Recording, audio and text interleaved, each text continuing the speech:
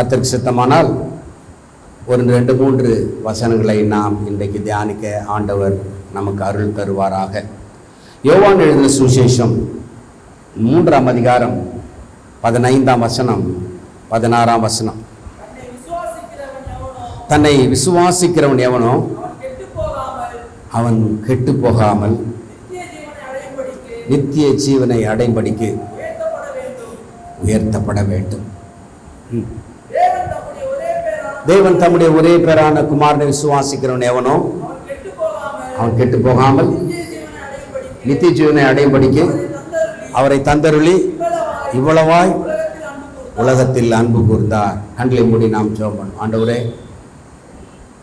இன்றைக்கு தியானிக்கிற இந்த வார்த்தைகளை எங்களுக்கு ஆசீர்வாதமாக்கித்தார். ஆவிக்கும் ஆத்மாவிற்கும் சரீரத்துக்கும் ஆசீர்வாதமாக்கித்தார். கேட்கிற ஒவ்வொரு செவிகளிலேயும் பரிசுத்த ஆவியானவருடைய உணர்த்துதல், தெளிவு அவர்கள் கிடைக்க பெற்று இந்த பூலோகத்திலே உடைய வார்த்தைகளின்படி ஆசீர்வதிக்கப்பட்டவர்களாய் வாழ்ந்து நித்தியம் வரைக்கும் இந்த வசனங்கள் நடத்தும்படி செபிக்கிறேன்.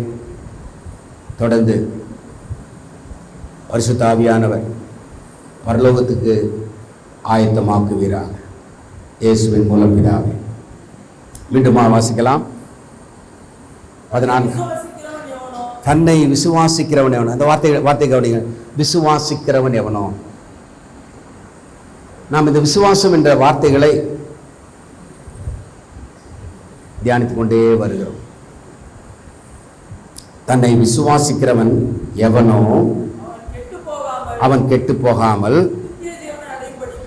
நித்திய ஜீவனை அடையும்படிக்கு உயர்த்தப்பட வேண்டும். யார் உயர்த்தப்பட வேண்டும்? இயேசு உயர்த்தப்பட வேண்டும். எதற்காக? அவரை விசுவாசிக்கிறவன் கெட்டு போகாமல் நித்திய ஜீவனை அடைய வேண்டும். கர்த்தருக்கு மகிமை உண்டாவதாக. அவர் உயர்த்தப்பட வேண்டும். அப்படியானால் தரையிலிருந்து உயர்த்தப்பட வேண்டும். அப்பொழுது அவர் விசுவாசிக்கிறவன் கெட்டு போகாமல் நித்திய ஜீவனை அடைவான். புதிய ஏற்பாடு ஏற்கனவே நான் சொன்னது போல கிரேக்க மொழியில் எழுதப்பட்டிருக்கிறது. விசுவாசம் என்ற வார்த்தைக்கு பிஸ்டிஸ், பிஸ்டெயு,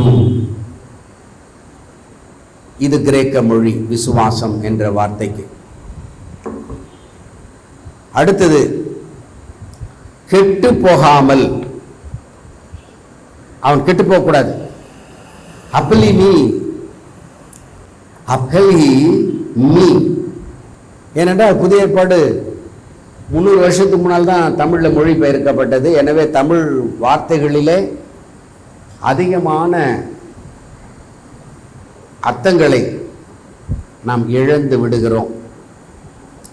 ஒரு மொழியிலிருந்து இன்னொரு மொழிக்கு ஒரு வார்த்தை வரும்பொழுது எழுதப்பட்ட மொழியினுடைய தாக்கத்தில்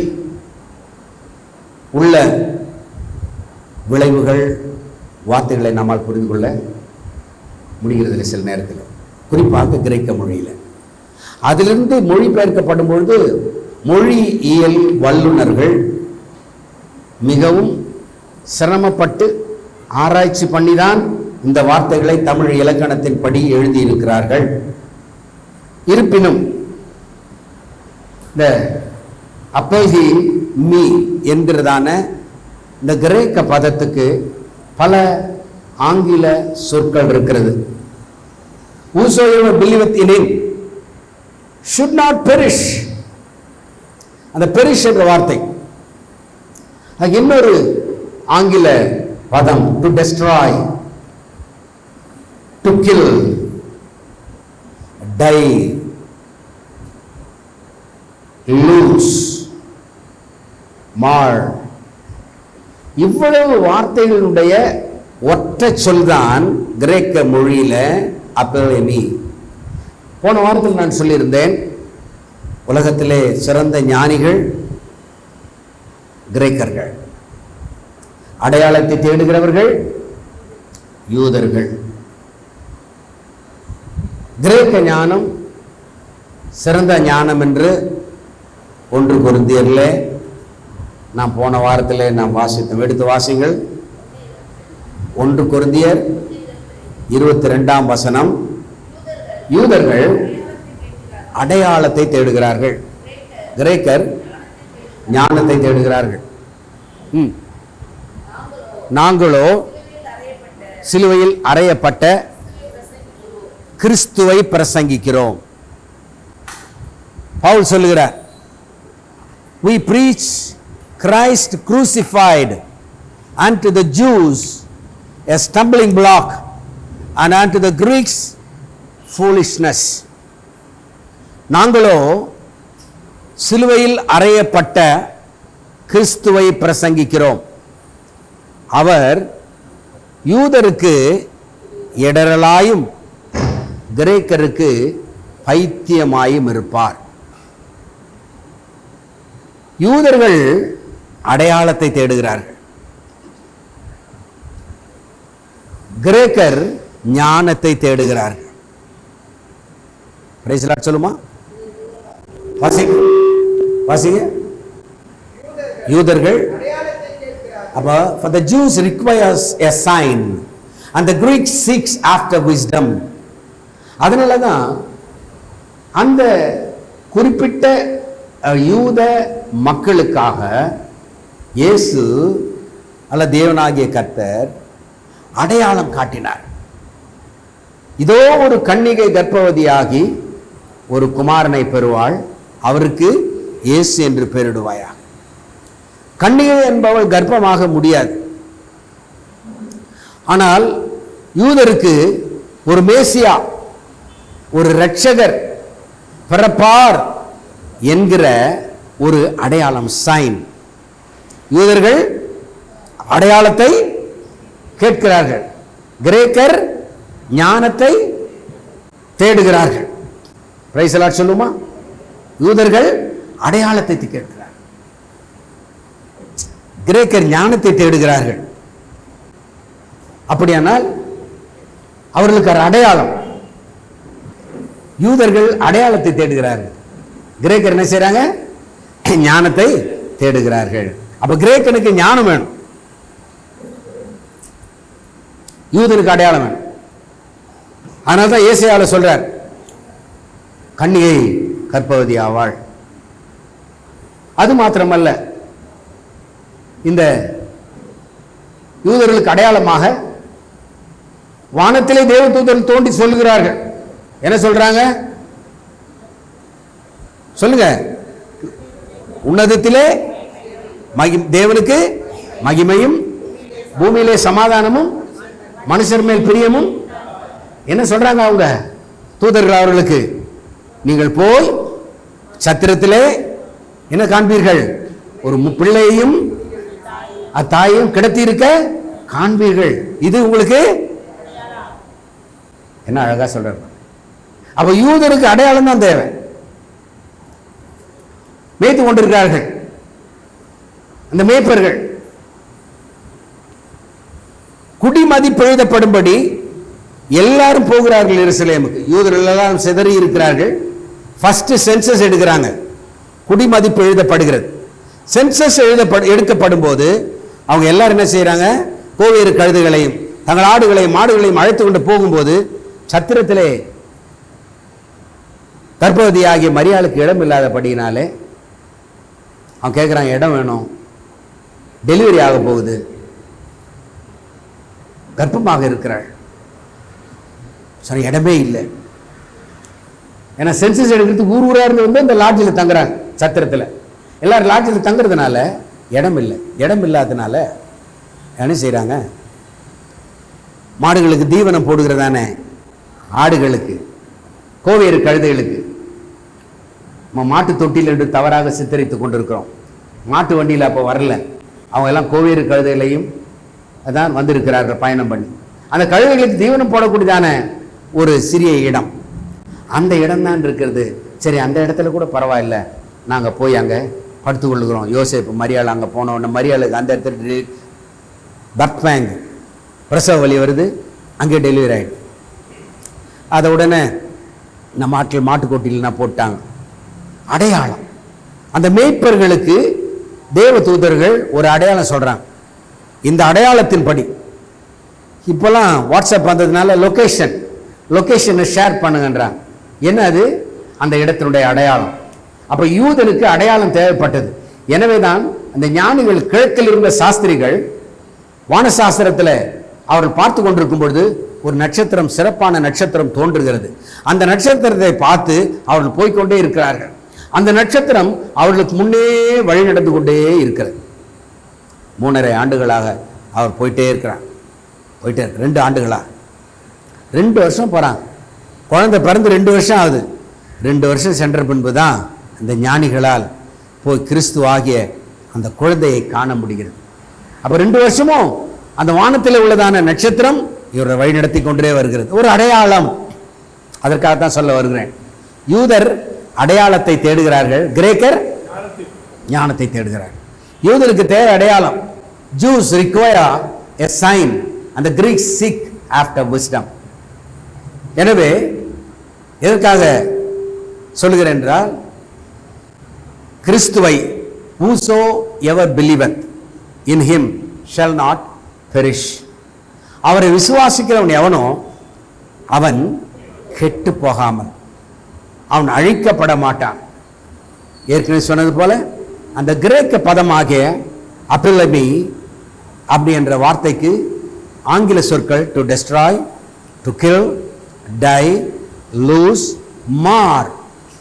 அப்படி என்றால் அவன் அழிந்து போகக்கூடாது, பெரிஷ் ஆகக்கூடாது, கெட்டு போகக்கூடாது.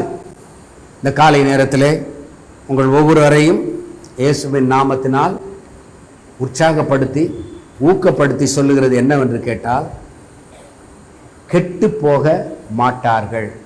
விசுவாசிக்கிறவர்கள் கெட்டு போக மாட்டார்கள். சொல்லுவாங்க பாருங்க, வாழ்ந்து கெட்ட குடும்பம், வாழ்ந்து கெட்ட குடும்பம். ஒருவேளை அப்படி வேண்டாம் சொல்லலாம். ஆனால் விசுவாசித்து கெட்ட குடும்பம் என்று ஒருபோதும் யாரையும் இந்த உலகத்திலே சொல்ல முடியாது. கரங்களை தட்டி ஒரு ஹல்லேலூயா என்று சொல்லுவோமா?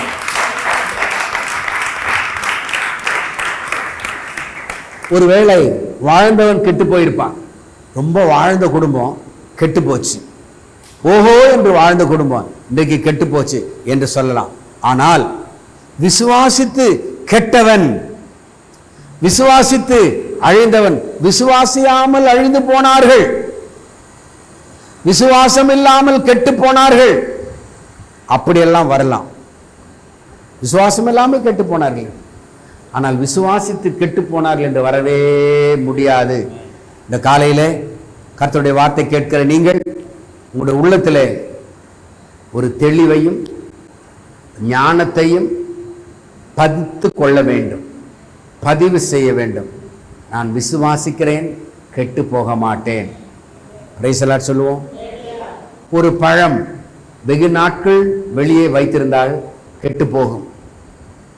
ஒரு சுவையுள்ள ஒரு பதார்த்தம், குழம்பு வெளியே வைத்திருந்தால் சில மணி நேரங்களிலே கெட்டு போகும். ஒரு இறைச்சி, ஒரு காய்கறிகள் எதுவும் கெட்டு போகும், அழுகி போகும். ஆனால் விசுவாசிக்கிறவன் கெட்டு போகவே மாட்டான். விசுவாசிக்கிற தேவனுடைய பிள்ளைகள், அது ஒருவேளை கிறிஸ்தவர்களானாலும் கிறிஸ்தவர்கள் அல்லாதவர்களானாலும் விசுவாசிக்கிறவர்கள் என்ன செய்ய மாட்டார்கள்? கெட்டு போக மாட்டார்கள். கரங்களை தட்டி ஆண்டவருக்கு ஒரு அல்லேலூயா சொல்லுவோமா? ஒரு அல்லேலூயா சொல்லுவோம் சத்தமாக. எல்லாரும் ஒரு அல்லேலூயா சொல்லுவோம். கையை உயர்த்தி எல்லாரும் அல்லேலூயா சொல்லுவோம். சத்தமாக சத்தமாக சொல்லுவோம். இன்னொரு தடவை சொல்லுவோம். கையை உயர்த்தி சொல்லுவோம். நான் விசுவாசிக்கிறேன், ஒரு காலம் கெட்டு போக மாட்டேன். விசுவாசிக்கிறவனும் கெட்டு போக மாட்டான். நான் விசுவாசிக்கிறேன், கெட்டு போகவே மாட்டேன், அழிந்து போகவே மாட்டேன், சிதையவே மாட்டேன். கர்த்தர் அதற்கு மாறாக கட்டி எழுப்புவார். கெட்டு போக மாட்டான்னு அர்த்தம், கட்டப்பட்டு கொண்டே இருப்பான், வளர்ந்து கொண்டே இருப்பான், பெருகி கொண்டே இருப்பான். சொல்லுங்க, நான் பெருகி கொண்டே இருப்பேன், நான் வளர்ந்து கொண்டே இருப்பேன். அக்கம் பக்கத்திலே உள்ளவர்கள் உங்களை பார்க்கும் பொழுது, என்ன இந்த சபையிலே நீங்கள் போய் என்ன பலனை கண்டீர்கள், இந்த சபையிலே போய் என்ன வளர்ந்தீர்கள், என்ன ஆசீர்வாதம் பெற்றீர்கள் என்று உங்களை கேட்பதற்கு பதிலாக இப்படி சொல்ல வேண்டும். இந்த சபையிலே போய் புது பல்சர் பைக் வாங்குகிறாங்க, புது டியாகோ கார் வாங்குகிறாங்க, புதிய அல்ட்ரா கார் வாங்குகிறாங்க. இந்த விசுவாசிகள் நன்றாய் ஜெபிக்கிறார்கள், நன்றாய் பாடுகிறார்கள், நன்றாக உபவாசித்து ஜெபம் பண்ணி ஆண்டவரிடத்திலே பதிலை பெற்றுக் கொள்கிறார்கள். ஒரு 3 மாத காலமாக ஒரு சம்பவம் நடக்கவில்லை. உடனே ஒரு சகோதரனை பார்த்து நான் சொன்னேன், உன்னுடைய ஜெபக்குறைவு நீ ஆண்டவரிடத்தில் கேள் அப்படின்னு. உடனே கடந்த வெள்ளிக்கிழமை அன்று சாப்பிடாமல், காலேஜுக்கு போகாம உபவாசம் எடுத்து ஜெபி. ஃபோன் அடித்தா அவங்க அம்மா எடுக்கிறாங்க, என்ன உபவாசத்தில் இருக்கிறான், யாரோடு பேச மாட்டான், கதவை சாத்தி கொண்டிருக்கிறான், சாப்பிட மறுக்கிறான், கர்த்தரோடு உறவாடி கொண்டிருக்கிறான். என்ன ஒரு சாட்சி பாரு. கதவை திறக்கல, சாப்பிடல, ஜெபம் பண்ணிட்டு இருக்கான். எந்த சபை இன்னைக்கு கேட்க? நம்ம சபையில், நம்முடைய சபை விசுவாசிகள் அந்த அளவுக்கு ஜெபத்தில் இருக்கிறார்கள். நம்முடைய விசுவாச பிள்ளைகள் உபவாசத்தில் இருக்கிறார்கள். பேச மறுக்க போனை தூக்கி கொடுத்துறான் அம்மா கிட்ட. நான் போன் அட்டென்ட் பண்ண மாட்டேன், போன்ல ஃபாஸ்டிங், சாப்பாட்டுல ஃபாஸ்டிங், விரதம், நான் போன் பேச மாட்டேன், நீங்க போன் வந்து அட்டென்ட் பண்ணுமா. அவனுக்கு தெரியும், பாஸ் தான் கூப்பிடுவாரு தெரியும், அந்த காலை நீ அட்டென்ட் பண்ணு. ஜெபம் ஜெபிச்சுட்டு உபவாசித்துட்டு மறுநாள் வர்றான், 4 மணிக்கு அவனுடைய ஜெபம் கேட்கப்படுகிறது. உடனே போட்டோ எடுத்து அனுப்புறான். கை தட்ட மாட்டீங்களா ஆண்டவர்?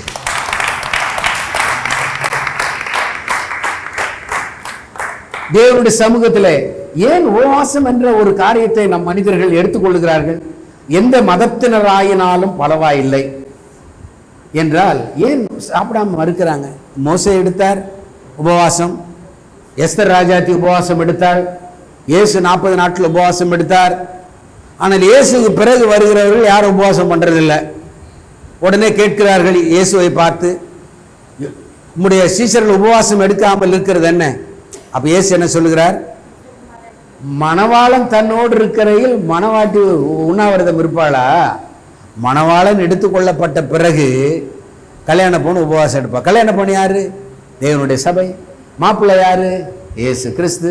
இயேசு கிறிஸ்து இருக்கிற வரைக்கும் அவருடைய தோழர்கள் மனம் உபவாசம் எடுக்க மாட்டார்கள் அப்படின்னு இயேசு சொல்றார்.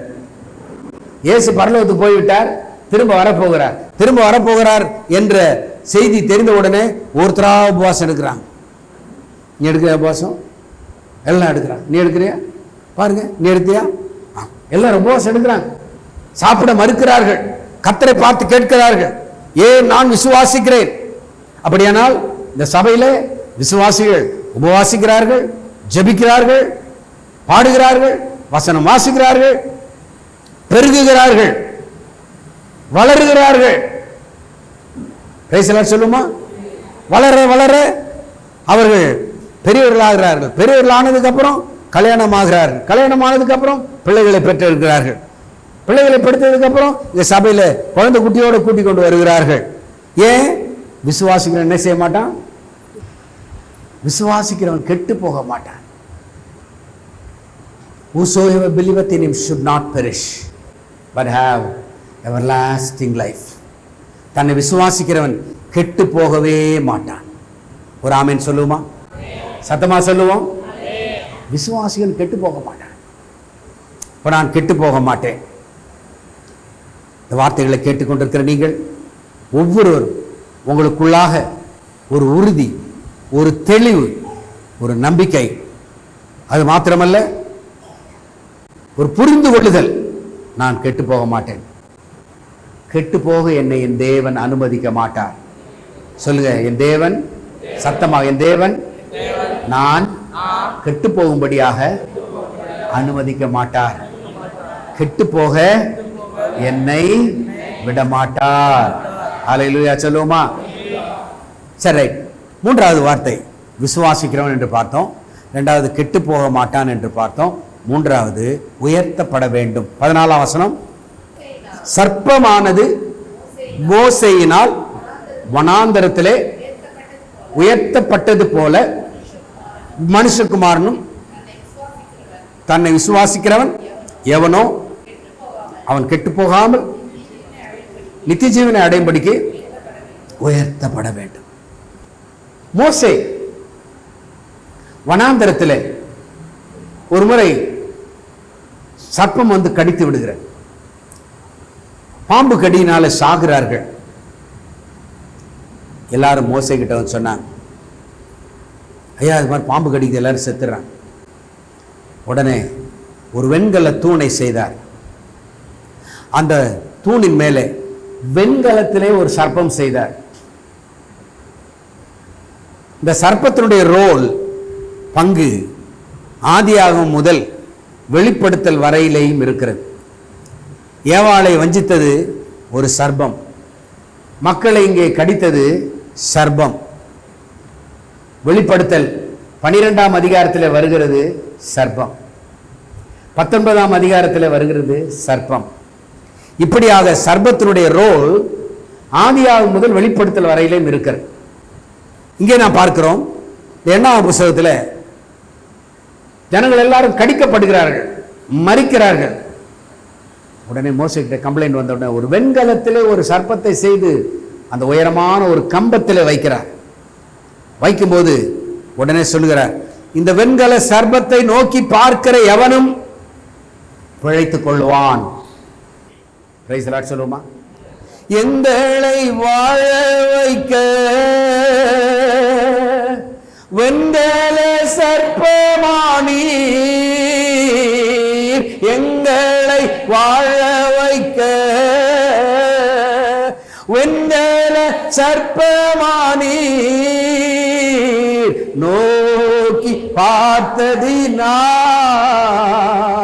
பிழைத்து கொண்டோமையா, உம்மை நோக்கி பார்த்ததினால் பிழைத்து கொண்டோமையா. அங்க ஒரு வெண்கல சர்ப்பம் கம்பத்தில் வைத்த உடனே மோசே சொல்லுகிற ஒரே வார்த்தை, லுக் அப். Look up. என்னாகமம் 21:9 வாசிக்கிறோம். என்னாகமம் 21:9. அப்படியே உண்டாக்கி கம்பத்தின் மேல் தூக்கி வைத்தான். சர்ப்பம் ஒருவனை கடித்த போது அவன் அந்த வெண்கல சர்ப்பத்தை நோக்கி பார்த்து பிழைப்பான். பிரைஸ் தி லார்ட் சொல்லுமா? When he beheld the serpent of brass, he lived. சொல்லுகிறார் மோசே, அதை நோக்கி பார். Look up. Moses made a serpent of brass and put it upon a pole, and it came to pass that if a serpent had bitten any man, when he beheld the serpent of brass, he lived. அந்த சர்ப்பத்தை நோக்கி பார்த்த உடனே அவன் பிழைத்துக் கொள்வான். விஷம் கக்கப்பட்டு விடும், விஷம் முறிந்து விடும்.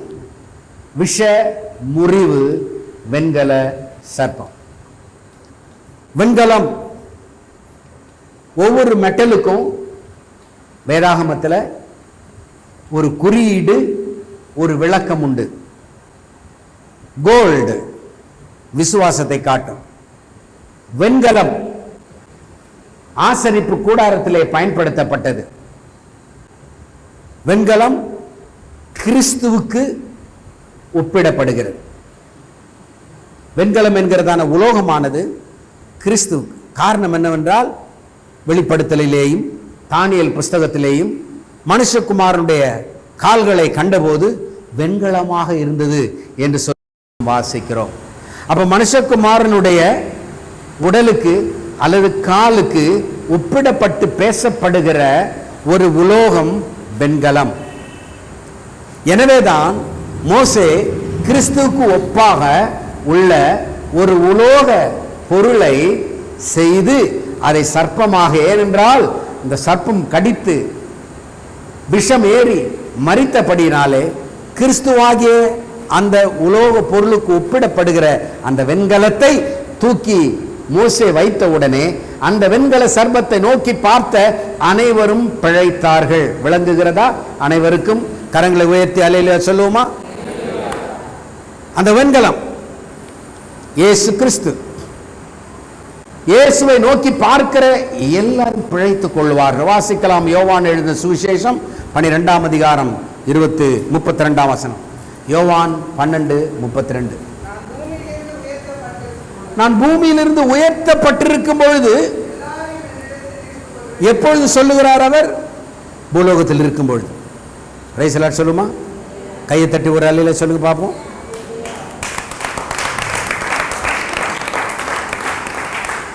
எழுதுகிறவங்க எழுதுங்க, தூங்குகிற கை தட்டுங்க, சும்மா இருக்கிறவங்க கை தட்டுங்க. தூங்கிட்டு இருந்தாலும் பரவாயில்ல, எழுதாமல் இருந்தாலும் பரவாயில்ல, கை தட்டுங்க.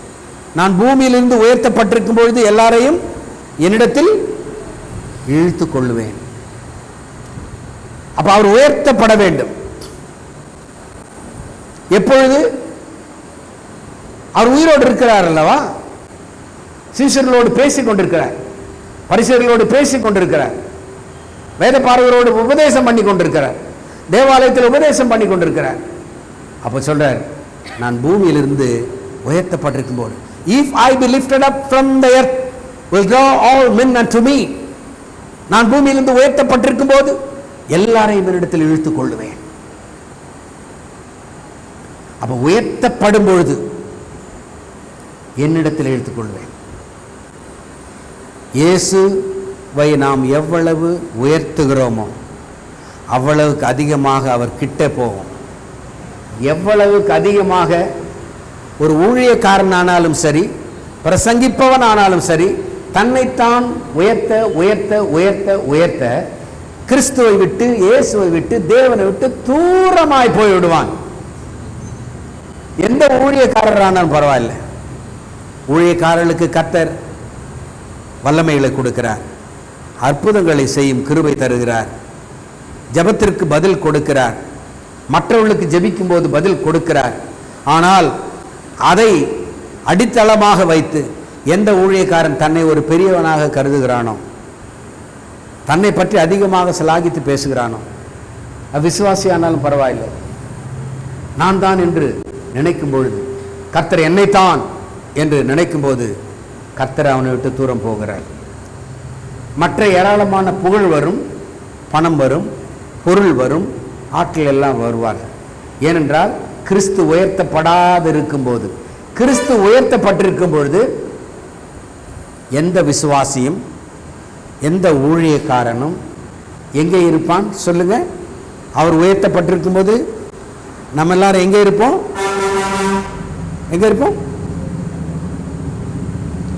கிறிஸ்து உயர்த்தப்பட்டால் நம்ம எங்கே இருப்போம் சொல்லுங்க? கிறிஸ்து உயர்த்தப்பட்டால் நம்ம எங்கே இருப்போம்? எப்பவுமே உயரமாக நினச்சிட்டு நாம் ஒரு கீழே தாழ்மையாக இருப்போம். பெருமையாக கிடையாது, உயரமாக இருப்போம் கிடையாது. நம்ம எங்கே இருப்போம்? தாழ்மையாக. நான் சிறுக அவர் பெருக. ஆனால் இன்றைக்கு தலைக்கீழாக இருக்கிறது. நான் பெருக, கிறிஸ்து ரொம்ப சிறுக. இல்லை, இயேசுவை உயர்த்து, அவர் தன்னிடத்தில் இழுத்துக் கொள்வார். பிரைஸ் தி லார்ட் சொல்லுங்க பார்ப்போம். இன்னும் கிட்ட கிட்ட சேரச் செய்யுமேன் பாடுபட்ட நாயகா, இன்னும் கிட்ட கிட்ட சேரச் செய்யுமேன் ஜீவன் தந்த ரட்சகா. கர்த்தரை பார்த்து நான் சொன்னேன், ஆண்டவரே, நான் இன்னும் உம்மண்டை நெருங்க வேண்டும். கிறிஸ்துவண்டை தேவனிடமாய் நெருங்க நெருங்க நெருங்க யார் உயர்த்தப்படுவார்? நம்ம பேர் வரக்கூடாது. நான் சிறுக அவர் பெருக, நான் சிறுக அவர் பெருக.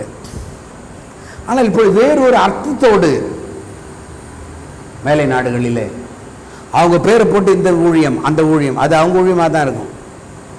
ஆரம்பத்தில் வெளிநாடுகளில் குறிப்பாக அமெரிக்கர்கள் எப்பொழுதெல்லாம் வந்தார்களோ அப்போ உடனே அவருடைய பேரை போட்டு தான் ஊழியம் செய்தோம். Kenneth Hagin ministry, John Angley ministry, Kenneth Copeland ministry, Creflo Dollar ministry, அது அவருடைய ஊழியமாக அவருடைய பேர் வந்துடும். இந்தியாவில் தமிழ்நாட்டில் யார் அப்படி நம்ம பேரை வைக்கிறது? கிறிஸ்துவனுடைய ஊழியம். யாருடைய ஊழியம்? சொல்லுங்க பார்ப்போம். இதை அமெரிக்காவை பார்த்து காப்பி அடிச்ச நிறைய பேர் இங்கே அவங்க பேரை போட்டு அவங்க ஊழியம் போட்டுக்கிறாங்க. அது அவங்க ஊழியம் தான், அவங்க ஊழியம் வேற, அது அவங்களுடைய ஊழியம், கிறிஸ்துவனுடைய ஊழியம் கிடையாது. ஒரு காரியத்தை உங்களுக்கு சொல்லுகிறேன், நல்லா கவனிக்க வேண்டும். வேதாகமம் சொல்லுகிற கிறிஸ்தவம் பிரபலமாகிறதில்லை. சொல்லுங்க, பிரபலமான கிறிஸ்தவம் வேதாகமத்தில் இல்லை. சொல்லுங்க, popular Christianity is unbiblical. Popular Christianity is unbiblical. பிரபலமான கிறிஸ்தவம் வேதத்தில் இல்லை. வேதத்தில் இல்லாத கிறிஸ்தவம் பிரபலமாகிறது இல்லை. Unpopular, popular Christianity is unbiblical. Unpopular, பிரபலமாகாத கிறிஸ்தவம் நன்றாக கவனித்துக் கொள்ள வேண்டும். பிரபலமாகாத கிறிஸ்தவம் பிரபலமான கிறிஸ்தவம். பிரபலமான கிறிஸ்தவம் பைபிள் படி இல்லை. பிரபலமான கிறிஸ்தவம் வேதத்தின் படி உள்ள கிறிஸ்தவம் இங்கே காண முடிகிறதில்லை. சொல்லுமா, சத்தமா சொல்லுவோம். அப்படியானால் கிறிஸ்து உயர்த்தப்பட்டிருக்க வேண்டும். என் வாழ்க்கையில் எப்பொழுதும் நான் யாரை உயர்த்துவேன்? கிறிஸ்துவை உயர்த்துவேன். சொல்லுங்க, நான் என் வாழ்க்கையில் கிறிஸ்துவை உயர்த்துவேன். அவர் உயர்த்தப்பட்டிருப்பார். என்னுடைய ஊழியத்தில் கிறிஸ்து உயர்த்தப்பட்டிருப்பார். அல்லேலூயா சொல்லுமா, சத்தமா சொல்லுவோம். என்னுடைய கிறிஸ்தவ வாழ்க்கை சொல்லுங்க வேதத்துக்குட்பட்டதாக இருக்கும். அல்லேலூயா சொல்லுவோமா.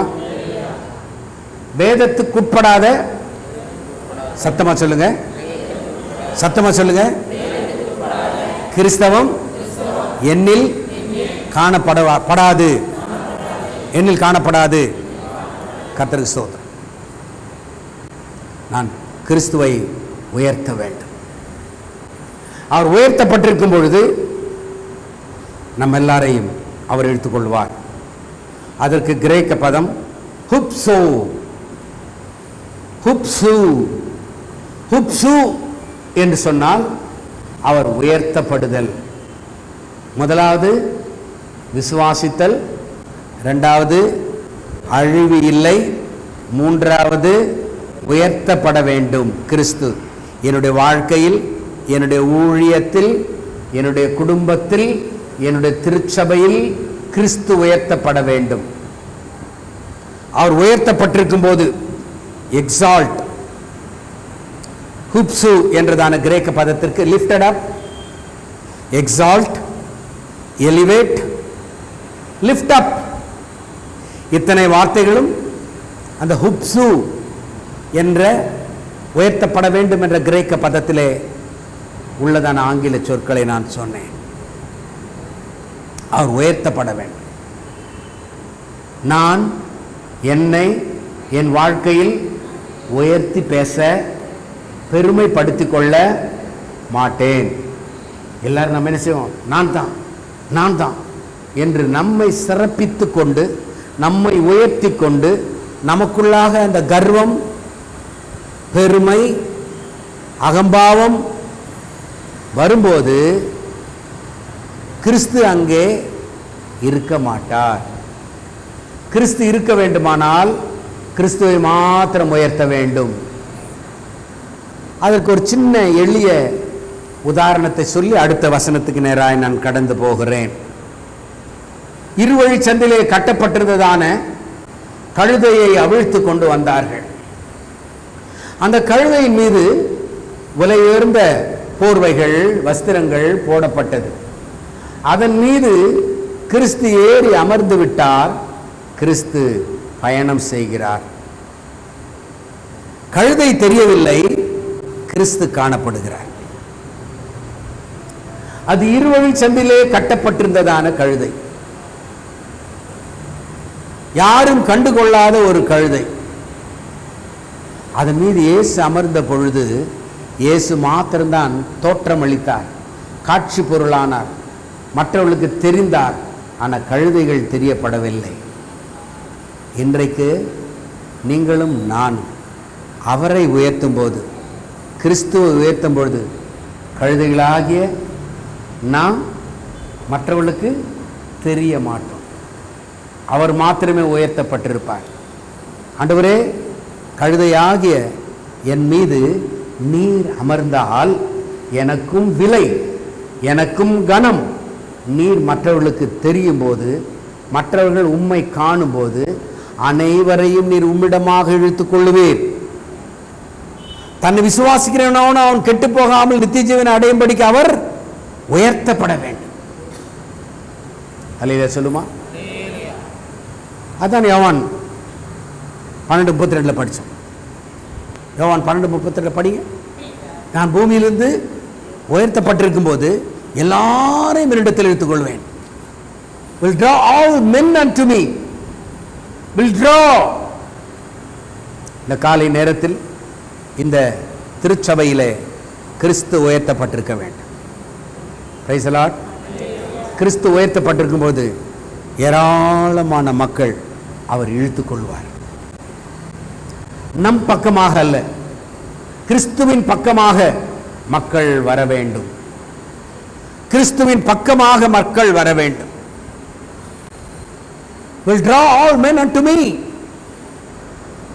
இயேசு உயர்த்தப்பட உயர்த்தப்பட உயர்த்தப்பட அவர் மக்களை இழுத்துக்கொண்டே இருக்கிறார் தம் பக்கமாக. ஏன் இன்றைக்கு ஏராளமான மக்கள் கிறிஸ்துவை தேடி ஓடி வருகிறார்கள், திருச்சபையை நோக்கி வருகிறார்கள், இனியும் வரப்போகிறார்கள். நம்முடைய சபைக்கு இன்னும் மக்கள் வரப்போகிறார்கள். சுவாசிக்கிறீர்களா? கர்த்தர் ஏராளமான மக்களை கொண்டு வர போகிறார். காரணம் என்ன? இங்கே கிறிஸ்து உயர்த்தப்படுகிறார். நான் உயர்த்தப்பட்டிருக்கும் போது எல்லாரையும் என்னிடமாக இழுத்துக்கொள்வேன். அன்பான கர்த்தருடைய பிள்ளைகளே, அவருக்கு அந்த இழுத்துக்கொள்ளும் ஆற்றல் உண்டு தேவனுக்கு. கர்த்தருக்கு ஸ்தோத்திரம். ஒரு அல்லேலூயா சொல்லுமா? வாசிக்கலாம். யோவான் 3:18. அவர் விசுவாசிக்கிறவன் ஆக்கினைக்குள்ளாக தீர்க்கப்படான், விசுவாசியாதவனோ தேவனுடைய ஒரே பேரான குமாரனுடைய நாமத்தில் விசுவாசம் உள்ளவனாயிராதபடினால் அவன் ஆக்கினை தீர்ப்புக்குட்பட்டாயிற்று. விசுவாசிக்கிறவன் ஆக்கினை தீர்ப்புக்குட்படான். he shall not be condemned. அதற்கு கிரேக்க பதம் கிரீனோ, ஆக்கினை கிடையாது. நோ காண்டம்னேஷன், பனிஷ்மெண்ட் கிடையாது. டு கோ டு லா இல்ல, அவனுக்கு ஜட்ஜ்மெண்ட் இல்ல. விசுவாசிக்கிறவனுக்கு ஆக்கினை தீர்ப்பு கிடையாது. he need not go to the law, of course. he need not go to judge, he will not be judged. காரணம் என்ன? அவர் விசுவாசிக்கிறார். விசுவாசிக்கிறவனுக்கு என்னென்னு பார்த்தோம்? விசுவாசிக்கிறவன் அழிவு கிடையாது, உயர்த்தப்பட வேண்டும். இயேசு உயர்த்தப்படும் போது எல்லாரையும் தன்னிடமாக இழுத்து கொள்வார். அவர் விசுவாசிக்கிறவனுக்கு ஆக்கினை தீர்ப்பு கிடையாது. No condemnation, is not condemned. கிரீனோ, அவனுக்கு தீர்ப்பு வராது எகென்ஸ்டாக. இந்த காலை நேரத்தில் ஆண்டவரே, நான் ஆக்கினைக்குட்படாத படிக்கு என்னை நீர் அழைத்து கொண்டதற்காக உமக்கு ஸ்தோத்திரம். காரணம் என்ன? நான் விசுவாசிக்கிறேன், எனக்கு ஆக்கினை கிடையாது. ரலில சொல்லுமா? விசுவாசிக்கிறவனுக்கு என்ன கிடையாது? ஒருவேளை எத்தனை பேர் தங்களுடைய வாழ்க்கையில் அறிந்தோ அறியாமலோ இழைத்த தவறுகள், காரியங்களுக்காக நான் ஆக்கினை தீர்ப்பு அடைந்து விட்டேனே, எனக்கு எதிராக சட்டம் வந்து விட்டதே என்ற பயத்தில் எத்தனை பேர் இருக்கிறார்களோ, இந்த காலையில் அவர்கள் எல்லாரையும் பார்த்து கர்த்தருடைய வார்த்தை சொல்லுகிறது என்னவென்று கேட்டால், வாசிங்கள் அந்த வசனத்தை. அவரை விசுவாசிக்கிறவன் தீர்க்கப்படான். இந்த வசனத்தை தியானித்துக் கொண்டிருக்கும் போதே உங்களுக்குள்ளாக ஒரு திட சிந்தனை வர வேண்டும். எனக்கு என்ன கிடையாது? நோ காண்டம்னேஷன், தண்டனை இல்லை, நோ பனிஷ்மெண்ட், எனக்கு எதிரான தீர்ப்பு இல்லை. எத்தனை பேர் சந்தோஷமா இருக்கு இந்த காலையில்? நம்முடைய வாழ்நாட்கள் குறுகிறது. குழந்தை பருவம், முதலாவது கருப்பையில் உள்ள நாட்கள், வெளியே வந்ததுக்கு அப்புறம் சிசு, சிறு குழந்தை, பிள்ளை பருவம், அதற்கப்புறமாக இளம் பருவம், அதற்கப்புறமாக வாலிப பருவம், புருஷ பருவம். இதெல்லாம் ரொம்ப சீக்கிரம் போயிடும், ரொம்ப சீக்கிரம் போயிடும். நான் அடிக்கடி யோசிக்கிறது உண்டு. கர்த்தர் சிலர் தனிமையில் உட்கார்ந்து யோசிப்பேன். கொடுத்த 3 பிள்ளைகள், அந்த பிள்ளைகளை எப்போது சுமந்து கொண்டிருப்பேன். நான் படுக்கும்போது என் மேலே போட்டுக்கொண்டு படுத்துக்கொள்வேன். பெட்டியானாலும் அம்சாவானாலும் அபியாவானாலும் குட்டிகளாக இருக்கும்போது சில இடத்துல 3 பேரையும் பக்கத்தில் சேர்த்து படுத்து கொண்டிருப்பேன். தூக்கி தோல்லே போட்டுக்கிட்டு இருப்பேன், முத்தம் கொடுத்து கொண்டே இருப்பேன். இப்போ அது ரொம்ப ஏக்கமாக இருக்கிறது.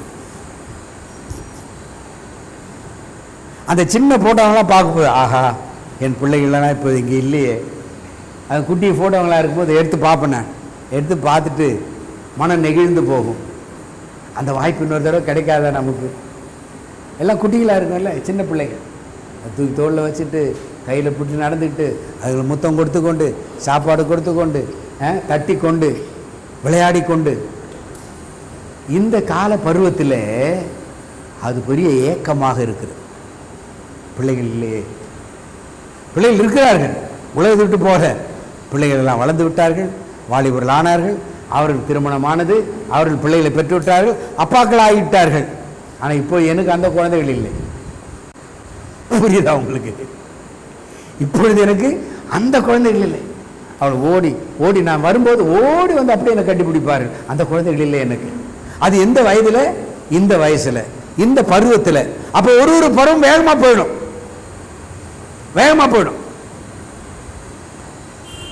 சபைக்கு வரும்போது எல்லாரையும் 7C பஸ் ஸ்டாண்டில் இருந்து கெல்லிஸில் ஏறி சென்ட்ரலில் வந்து 3த்தையும் அள்ளி போட்டு எலக்ட்ரிக் ட்ரெயினில் கூட்டிகிட்டு வந்து எண்ணூர் ஸ்டேஷன் வந்து இறங்கி அப்படி நடந்து வருவோம். எல்லாத்தையும் அள்ளி தூக்கி போட்டு அப்படி தூக்கி வச்சுட்டு அம்சா கையில் பிடிச்சிட்டு பெட்டியை கையில் இன்னொரு கையில் பெட்டியை பிடிச்சிட்டு நடந்து வந்துகிட்டே இருப்போம். இதே ட்ரெயினில் வருவோம், மெட்ரோவில், சாரி எலக்ட்ரிக் ட்ரெயினில். அதை யோசிக்கும் போது இந்த ஸ்டேஜ் அந்த யோசனை தான் வரும். ஆஹா, நமக்கு அந்த காலங்கள் போச்சே, அந்த குழந்தைகள் இல்லையே, இப்போது அந்த குழந்தைகளை தூக்க முடியவில்லையே. அதெல்லாம் உங்களுக்கும் வரும். நினைத்து பார்த்து ரொம்ப மிஸ் பண்ணுவேன் நான், ரொம்ப ஏக்கமாக. ஐயோ, அந்த குழந்தைகள் இல்லையே நமக்கு. குழந்தைகள் இருக்கிறார், கர்த்தர் உலகத்தில் வைத்திருக்கிறார். ஐரோப்பாவிலையும் கனடாவிலையும் இந்தியாவிலையும் மெட்ராஸ்லையும் அண்ணா நகர்லையும் வச்சிருக்கிறார். ஆனால் அந்த ஸ்டேஜ் போயிடுச்சுன்றேன். அப்போ நம்முடைய வாழ்க்கை வேகமாக, என் நாட்கள் நெய்கிறவன் எரிகிற நாடாவிலும் வேகமாக ஓடிக்கொண்டிருக்கிறது. என் நாட்கள் கூண்டில் ஏறி போகிற புகையை போல் இருக்கிறது. யோபு சொல்வார், என் நாட்கள் நீர் குமிழியை போல் இருக்கிறது. வேஷமாகவே மனுஷன் திரிகிறான், விருதாவாகவே சஞ்சலப்படுகிறான். ஆஸ்தியை எதுக்கு சஞ்சலப்படுறான், எதுக்கு ஓடுறான்? ஜானை கேட்டேன், ஒரு நாளைக்கு எத்தனை கிலோமீட்டர் ஓட்டுற நீ வண்டி? ஒரு மாதத்துக்கு 3000 கிலோமீட்டர் ஓட்டுறான். ஒரு மாதத்தில் வருஷத்துக்கு 36,000 கிலோமீட்டர். 4 வருஷத்தில் 1,00,000 கிலோமீட்டர் ஓடுறான் ஜான். வேஷமாகவே மனுஷன் திரிகிறான், விருதாவாகவே சஞ்சலப்படுகிறான். வந்தவொடனே இடுப்பெல்லாம் வலிக்குதுன்னு சொல்கிறான். ஆசையை சேர்க்கிறான். யார் அதை வாரிக்கொள்வான் என்று அறியான். நீ வீடு கட்டினாலும், கோல்டு சேர்த்தாலும், கட்டுக்கட்டா நோட்டுகளை சேர்த்தாலும் ஆஸ்தியை சேர்க்கிறான். யார் அதை வாரிக்கொள்வான் என்று அறியான். அப்ப நம்முடைய வாழ்க்கை ஒரு வேஷம் போல் போகிறது. நாம் சிந்திக்கிறது இல்லை. இந்த பருவத்தில் நான் யோசிக்கிறேன், ஆஹா குழந்தைகள் எனக்கு இல்லையே அப்படின்றதான ஒரு ஏக்கம், ஒரு தாக்கம் இப்பொழுது. ஆனால் இளம் பருவத்தில் வராது, வேகமாக ஓடிக்கொண்டிருப்போம். ஆனால் வசனம் சொல்லுகிறது, அவர் விசுவாசிக்கிறவனுக்கு என்ன கிடையாது, ஆக்கி. இந்த காலையில் கர்த்தருடைய வார்த்தை, பரிசுத்த ஆவியானவர் உங்களை பார்த்து சொல்லுகிற வார்த்தை என்னவென்றால், அவரில் விசுவாசிக்கும் போது உனக்கு என்ன கிடையாது, ஆக்கினி தீர்ப்பு கிடையாது. இந்த காலகட்டங்களிலே எத்தனை ஆண்டுகளை நீங்கள் கழித்திருந்தாலும் பரவாயில்லை. சிறு பிள்ளைகளாக இருந்தாலும், இளம் பிள்ளைகளாக இருந்தாலும், வாலிபர்களாக இருந்தாலும், முதியோர்களாக இருந்தாலும், வயோதிபர்களானாலும் கர்த்தருடைய வார்த்தை கேட்கிற நீங்கள் ஒரு காரியத்தை உங்கள் மனதிலே உறுதியாய் பதித்துக் கொள்ள வேண்டும். எனக்கு தேவன் ஆக்கினை தீர்ப்பு தரார், என்னை தண்டிக்க விடார், என் மீது கர்த்தருடைய கோபாக்கினை இல்லை, என் மீது ஆக்கினை தீர்ப்பு இல்லை. நேற்று தினத்தில் ஒரு சாவுக்கு போயிருந்தேன். 85 ஆண்டுகள் இந்த உலகத்தில் அருமையாய் அவர்கள் வாழ்ந்து மரித்தார்கள். ஒரு அம்மா 85 ஆண்டுகள், ஒரு நோய் கிடையாது, ஒன்றும் கிடையாது. 85 ஆண்டுகள் சுகவாசியாக வாழ்ந்தார்கள். அன்பான கர்த்தருடைய பிள்ளைகளே, இன்னும் நம்முடைய நாட்டில் எவ்வளவு இருக்கிறது? தாவீது சொல்லுகிறார், நாட்டை 4 விரற்கடை அளவாக்கினீர், என்னுடைய ஆயுசு உம்முடைய பார்வையில் இல்லாதது போல் இருக்கிறது, இல்லாதது போல் இருக்கிறது. எனக்கு 4 விரற்கடை என்னுடைய ஆயுசு நாட்கள் வேகமாய் ஓடி விடுகிறது. இன்னும் கொஞ்ச காலம், ஒருவேளை அது 80 வயசாக இருக்கலாம், 95 வயசு கூட இருக்கலாம். அவங்க அம்மா மாதிரி பிரச்சனை இல்லை. ஆனால் எனக்கு என்ன கிடையாது, ஆக்கினை இல்லை. எனக்கு என்ன கிடையாது, சத்தமாக சொல்லி, எனக்கு ஆக்கினை இல்லை, எனக்கு ஆக்கினை இல்லை. நான் விசுவாசிக்கிறேன், எனக்கு தண்டனை இல்லை, தீர்ப்பு இல்லை. சொல்லுங்க எல்லாரும், தீர்ப்பு இல்லை. விசுவாசியாதவனுக்கு தீர்ப்பு வழங்கிவிடப்பட்டது, விசுவாசியாதவனுக்கு தீர்ப்பு வழங்கிவிடப்பட்டது. ஆனால் எனக்கு, நான் விசுவாசமாக இருக்கிறபடினாலே எனக்கு ஆக்கினை தீர்ப்பு இல்லை. ஒரு அலையில சொல்லுவோமா, சத்தமாக சொல்லுவோம். அன்பான கர்த்தருடைய பிள்ளையே, நான் விசுவாசிக்கிறவன், எனக்கு நோ பெரிஷ், அழிவு கிடையாது. நான் கிறிஸ்துவை உயர்த்துவேன், நான் அவருக்குள்ளாக மறைந்திருப்பேன். அந்த காலத்தில் ஒரு பழைய பாடல் உண்டு, எவ்வித கொடிய இடருக்கும் மஞ்சேன், இயேசுவை சார்ந்து நிற்பேன். எவ்வித கொடிய இடருக்கும் மஞ்சேன், இயேசுவை சார்ந்து நிற்பேன். அவனில் வியாகுலம் வந்தால் அவரையே நான் அண்டிக் கொண்டால், அவனில் வியாகுலம் வந்தால் அவரையே நான் அண்டிக் கொண்டால், அலை மிக்க மோதிடும் அண்ணாள், அலை மிக்க மோதிடும் அண்ணாள், ஆறுதல் அளிப்பதாய் சொன்னார். சிலுவையின் நிழலில் அனுதினம் அடியான் சாய்ந்திழை பாரிடுவேன். அனுதினம் அடியான் சாய்ந்திழைப்பாரிடுவேன். பாவ பார சுமையதால் சோர்ந்து கலந்ததன் ஜீவியமே. பாவ பார சுமையதால் சோர்ந்து தளர்ந்ததன் ஜீவியமே. சிலுவை அண்டை வந்ததினால் சிறந்த சந்தோஷம் கண்டதினால், சிலுவை அண்டை வந்ததினால் சிறந்த சந்தோஷம் கண்டதினால், இளைப்படையாது மேலோகில் இளைப்படையாது மேலோகில் ஏதுவன் பறந்து வேகம் சிலுவையின் நிழலில் அனுதினம் அடியான் சாய்ந்திழைப்பாரிடுவேன். சிலுவையின் ஹல்லேலூயா சாய்ந்திழைப்பாரிடுவேன். விசுவாசிக்கிறவன் கெட்டு போக மாட்டான். சொல்லுங்க, எனக்கு கேடு இல்லை, கேடு வராது. வருமா? சொல்லு, வருமா? எனக்கு கேடு வராது. நான் விசுவாசிக்கிறேன், எனக்கு கேடு வராது. இந்த வார்த்தைகளை கேட்கிற ஒவ்வொருவரும் சொல்ல வேண்டும், எனக்கு கேடு வராது, நான் கெட்டு போக மாட்டேன். இயேசு உயர்த்தப்பட வேண்டும், இயேசு உயர்த்தப்பட வேண்டும். என்னுடைய வாழ்க்கையில் இயேசு உயர்த்தப்படுகிறார். சொல்லுங்க, இயேசு கிறிஸ்துவை உயர்த்துவேன். எனக்கு ஆக்கினை கிடையாது. சொல்லுங்க, எத்தனை பேர் பயந்து பயந்து பயந்து வாழ்ந்து கொண்டிருக்கிறார்கள். ஹல்லேலூயா. எவ்வளவு பேர் பயந்து தன்னுடைய வாழ்க்கையே இருளாய் போய்விட்டதே என்ற பயத்திலே பயந்து கொண்டே கிடக்கிறார்கள். அன்பான கர்த்தருடைய பிள்ளைகளே, எனக்கு ஆக்கினை கிடையாது. தேவன் என் ஆக்கினைகள் எல்லாம் மாற்றிவிட்டார். எல்லாரும் எழும்பி நின்று கர்த்தரை பார்த்து சொல்லுவோம். பாவங்கள் சாபங்கள் கோபங்கள் எல்லாம் மன்னித்து விட்டாரே. பாவங்கள் சாபங்கள் கோபங்கள் எல்லாம் பரிகரித்தாரே. தேவாதி தேவன் என் உள்ளத்தில் வந்து தங்கியே விட்டாரே. தேவாதி தேவன் என் உள்ளத்தில் வந்து தங்கியே விட்டாரே. எல்லாரும், என்ன என் ஆனந்தம், என்ன சொல்லக்கூடாதே.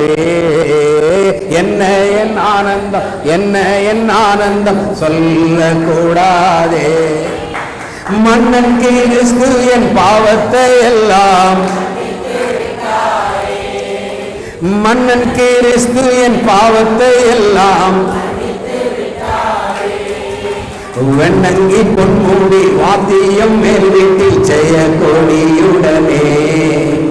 வெண்ணங்கி பொன்மூடி வாத்தியம் மேல் வீட்டில் ஜெய கொடியுடனே. மண்ணுலகில் வந்து விண்ணுலகம் சென்ற மன்னனை சோதரிப்போ. மண்ணுலகில் வந்து விண்ணுலகம் சென்ற மன்னனை சோதரிப்போ. என்ன என் ஆனந்தம் சொல்லக்கூடாதே. என்ன சொல்லக்கூடாதே. மன்னன் கிறிஸ்து என் பாவத்தை எல்லாம் மன்னித்து விட்டாரே.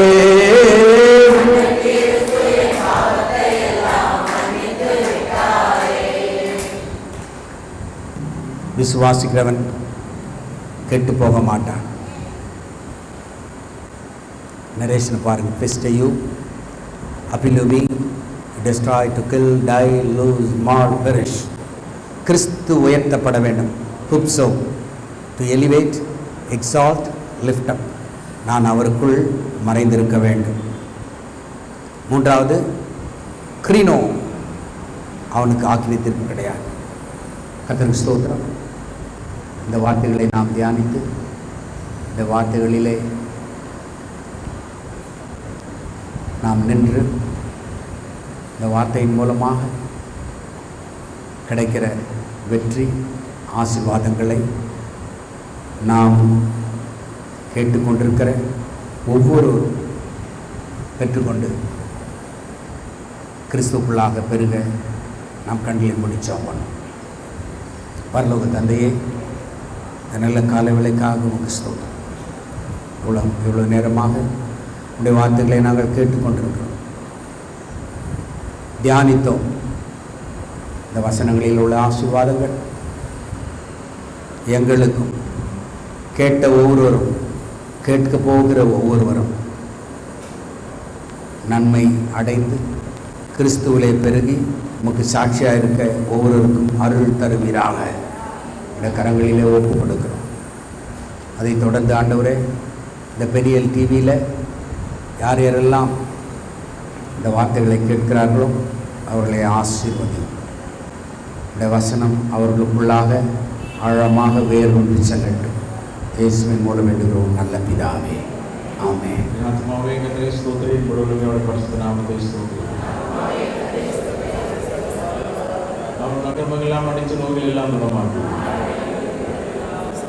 ஆத்மாவை திருப்தியாக சமானமான வயதிற்கு வாழ வைத்து போறாரு. அவர் தன் வழிகளை மோசிக்கு தமது கிரிகளை சிலபுக்கு தெரியப்படுகிறார். அவர் எப்பொழுதும் கடிந்து கொள்ளாமல் நடித்து போக முடியாது. பூமிக்கு வாழ்ந்தவர்கள் உயரமாக இருக்கிறவர்கள் பயன்படுத்துகிறவர்கள் திரும்பி வாழ்கிறார்கள். அகப்பட்ட தன் பிள்ளைகளுக்கு இருக்கிறது போல கதை பயந்தவர்கள் இருக்கிறார்கள். மனுஷனுடைய நான்கு புள்ளுக்கு ஒப்பார்களை புஷ்பத்தை போல போகிறார். கர்த்தருடைய கிருபை அவருக்கு பயந்தவர்கள் மேலும் அவருடைய நீதி அவருக்கு பிள்ளைகளுடைய பிள்ளைகள் மனாதி என்று அழைக்கப்பட்டுள்ளது. கர்த்தர் வானங்களில் தமது சிங்காசனத்தை ஸ்தாபித்து அவர் ராஜ்யத்தையும் சர்வத்தையும் ஆளுகிறார். கர்த்தருக்கு பிரியமானதை செய்து அவர் பணிபுரிக்கிறார்கள். அவர் சர்வ சேனைகளை அவர் ஸ்தோத்திரிக்கிறார். கர்த்தர் ஆளுகிற இடங்களில் உள்ள அவருடைய சகல கிரியைகளை அவரை ஸ்தோத்திரிங்கள். என் ஆத்மாவே கர்த்தரை ஸ்தோத்திரி. கர்த்தர் உன்னை ஆசீர்வதித்து காக்க கடவர். கர்த்தர் தம்முடைய முகத்தை உண்மையில் பிரகாசிக்க பண்ணி உண்மையில் கிருபையாயிருக்க கடவர். கர்த்தர் தம்முடைய முகத்தை உண்மையில் பிரசன்னமாக்கி உனக்கு சமாதானம் அருளி செய்ய கடவர் என்பதே. கர்த்தர் தாமே உங்கள் அனைவரையும் ஆசீர்வதிப்பாராக. God bless you.